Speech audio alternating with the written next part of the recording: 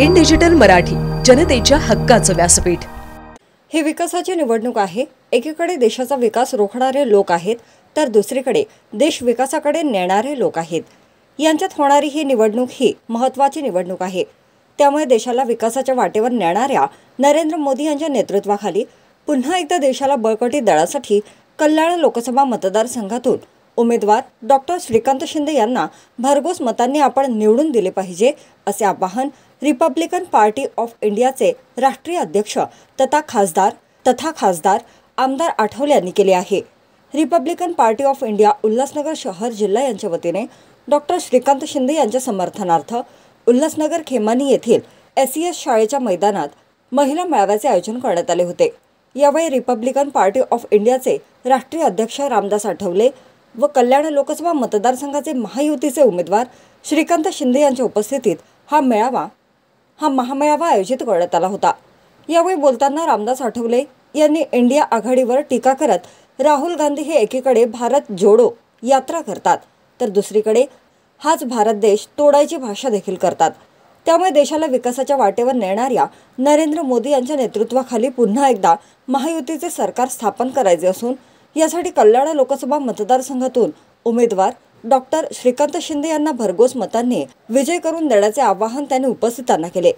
यावेळी या मेळाव्याला शिवसेना ठाणे प्रवक्ता किरण सोनवणे, आमदार कुमार आयलानी, आयोजक व माजी उपमहापौर भगवान भालेराव तसेच रिपाई व शिवसेनेचे अनेक पदाधिकारी तसेच कार्यकर्ते उपस्थित होते। हजारोंच्या संख्येने या मेळाव्यात महिला व पुरुष नागरिक देखील उपस्थित होते। आता रिपब्लिकन पक्षाचा हा पहिलाच मेळावा म्हणजे भगवान भालेराव हे आमचे शहराचे अध्यक्ष आहेत आणि त्यांनी हा भव्य मेळावा या ठिकाणी श्रीकांत शिंदे यांच्या प्रचारार्थ ठेवला होता। आणि या मेळाव्याला जो प्रतिसाद आहे तो बघितल्यानंतर या ठिकाणी श्रीकांत शिंदे यांना प्रचंड अशा पद्धतीचं बहुमत मिळेल अशा पद्धतीची आम्हाला अपेक्षा आहे। नरेंद्र मोदींच्या नेतृत्वाखाली आम्हाला देश मजबूत करायचा आहे, समाजामध्ये फूट पाडायची नाही। पण एका बाजूला इंडिया आघाडी जी आहे, इंडिया आघाडी समाजामध्ये फूट पाडण्याचा प्रयत्न करत आहे। राहुल गांधी एका बाजूला भारत जोडो यात्रा काढतात आणि दुसऱ्या बाजूला भारताला तोडण्याची भूमिका मांडत असतात।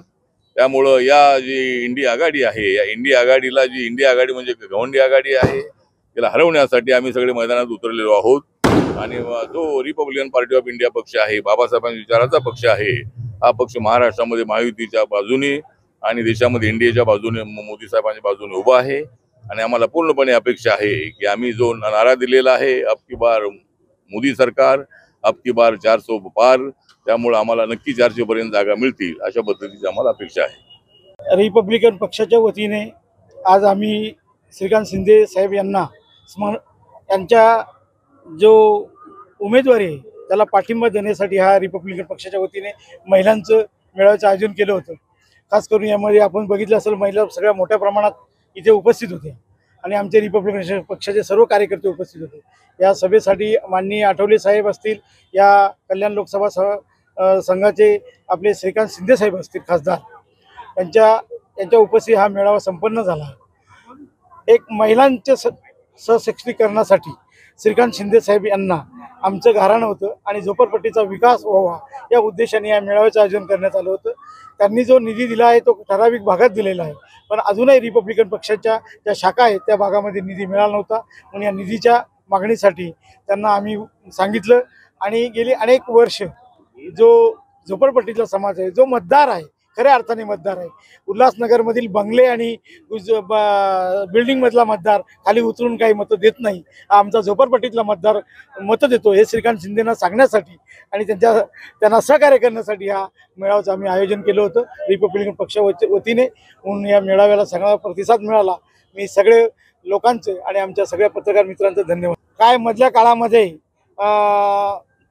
ठराविक आमदार खासदारांच्या लेटर पॅडवर दलित वस्ती निधी यायचा कलेक्टर ऑफिसमधून आणि तो त्यांच्या मतदारसंघामध्ये त्यांच्या कार्यकर्त्यांच्या मतदारसंघात जायचा।